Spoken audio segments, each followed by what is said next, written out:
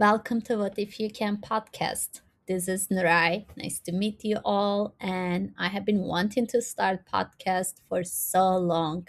Actually, I started YouTube channel 4 years ago, but then I didn't know how to work with the algorithm and I wasn't that confident, so I stopped doing it. But now I realize that I enjoy podcasts more. Uh, I actually always enjoyed talking, even though English is my third language. It's hard, but still talking, it's like a meditational thing for me. I grew up with 11 other siblings in Eastern Turkey. In the farm, in my family farm, we had everything like everything you can imagine. Like we were doing that farm life for survival. So we barely used money for the things like we will do trading, like sell the mushrooms or walnut and other things, and as an exchange to get the money. So that was interesting childhood.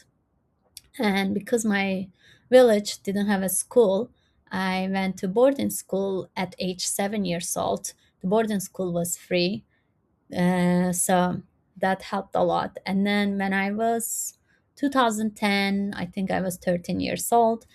I moved to city called Izmir next to my brothers because I lost my parents from cancer, like from a lung cancer and leukemia.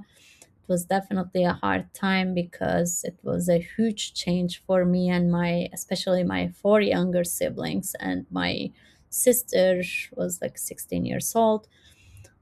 And then from there, I went to high school. I went to boarding school that was like 1 hour away from Izmir.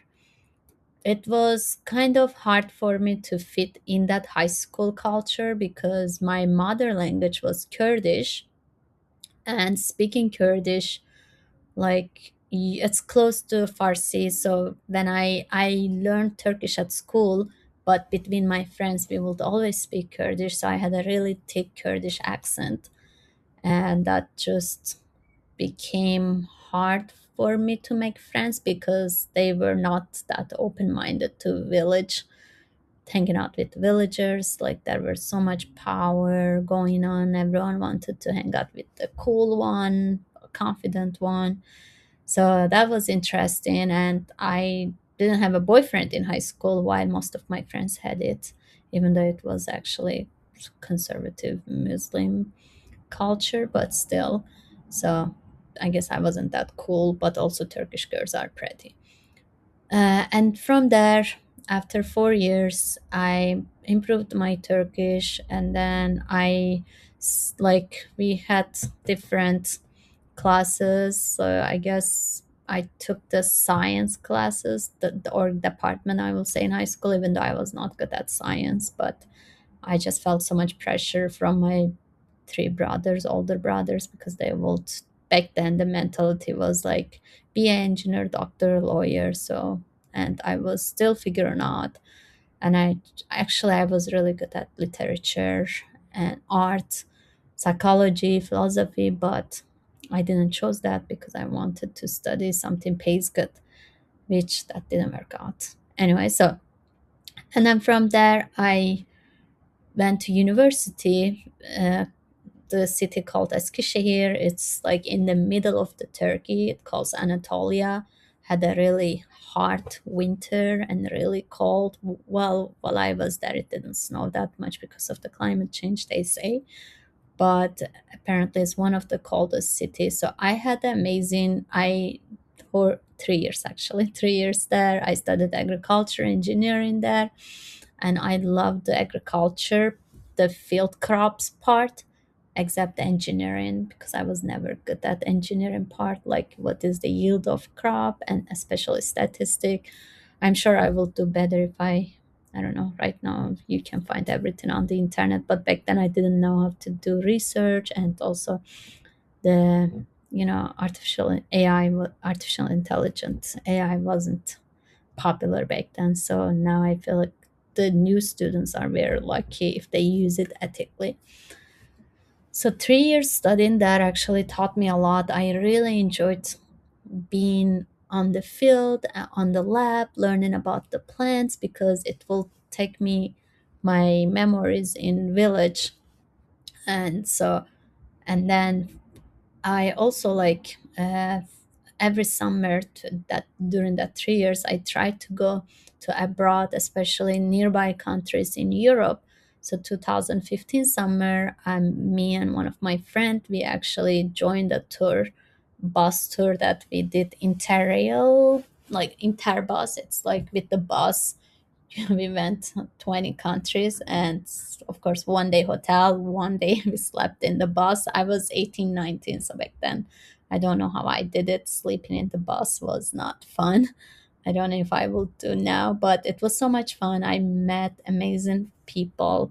Some of them I still see them, and one of them actually came to US visit me. And then anyway, so from there, the second year of my summer, I found a through someone, I found a volunteering work away.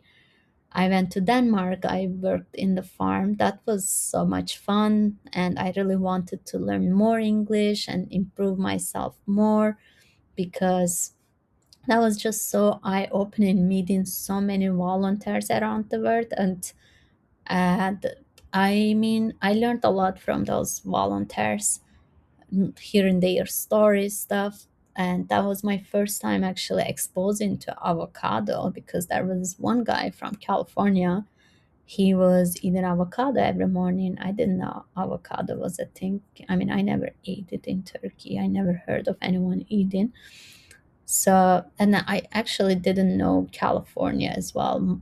So I mean, I knew US, Dallas, because my brother came to US with work and travel, the exchange program, like 2011. So but I didn't know the state of California. So I just told him maybe someday I will visit my brother and then I can visit you. And then actually 1 year later, 2018, so I found the au pair program through another person again.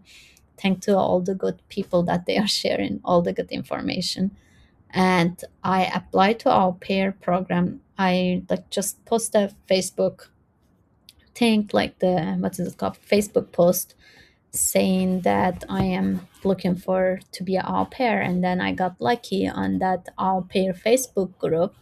One Russian mom and Turkish father, they reached out to me, and then they said they are looking for someone to come teach their kids Turkish in exchange, like I can learn English. And that worked out perfect. And then I came July 2018. I mean, I was supposed to come October 2017, but the visa, something happened politically. They canceled all the visas, so I had to wait until July. And then my third year of summer, I came to California, US. I actually came with really broken English. I didn't have that good English, but then later I learned it. Now it's 2026. And then when I moved here, I started going out using my extrovert energy. And then I got lucky. I met my husband, back then boyfriend, like January 2019. And he actually changed my life. He was very supportive emotionally and financially. I was able to get my degree in a business administration management in California, and then now I am working as a content analyst. It's via High Springs Sport in Google. So my life changed a lot. I didn't know existence of Silicon Valley before I came to US, and I didn't know how to type. I was typing like this. I barely used the laptop. So I'm really thankful for that. And yeah, for this podcast, every week I will try to share a story. What if you can? Mostly like nature related, uh, like becoming, self reflection. And I'm really excited to see how it goes. What if I can? I always said, what if I can start a podcast? And what if I can? What if you can start something that you are passionate? I will close with, what if you can?